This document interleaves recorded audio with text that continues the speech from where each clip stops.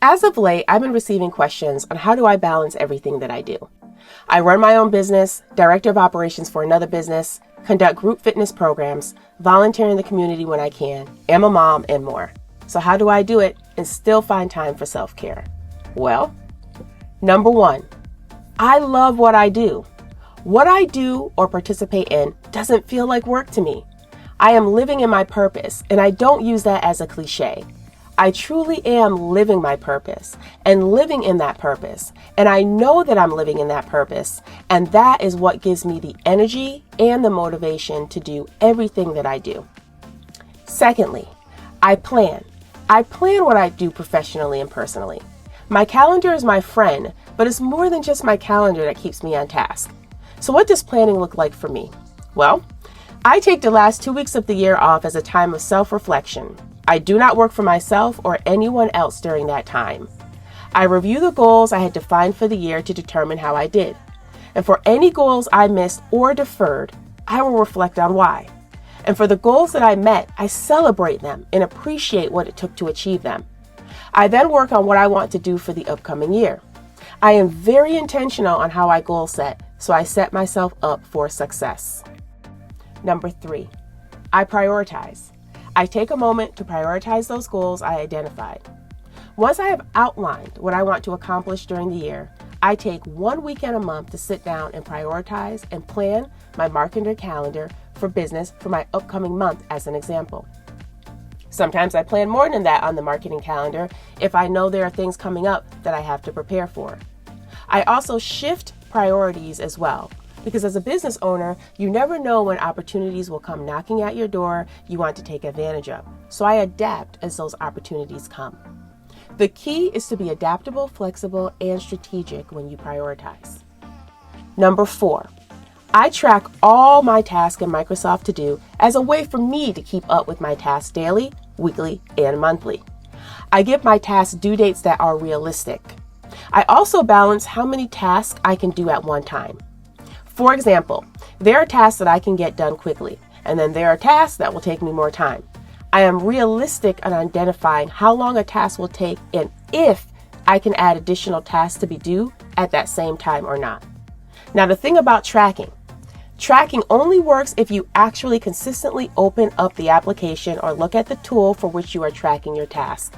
You can't blame the tracking application or mechanism for not doing its job if you are not consistently using it. Number 5, I have people who hold me accountable. I started a mastermind group in 2016 that is focused on minority entrepreneurs supporting each other to achieve their business goals.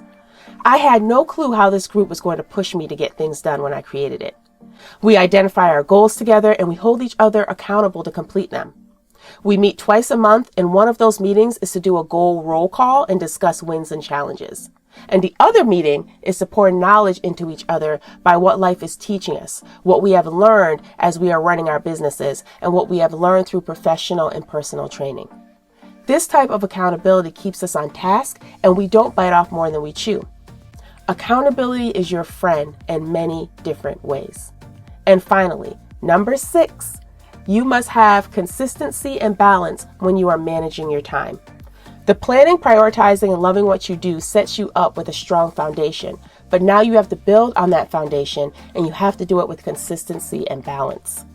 Consistency tends to be one of the hardest principles people have challenges with. Think about it. You decide you want to focus on your wellness, so you decide you are going to hit the gym 5 days a week. You start off strong for the first month, but then you allow other distractions or priorities to overshadow working out. And then you go from 5 days to 3 days to no days. And you get back into that rut of not working out. I've had this situation, so I know what that feels like.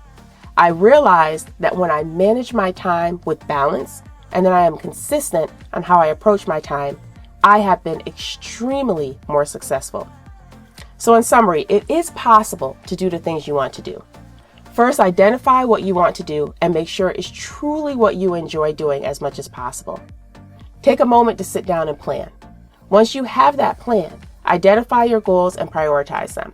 Have some way to track your goals and tasks, and make sure you have accountability to yourself and someone else holding you accountable. And finally, be consistent and have balance in all you do.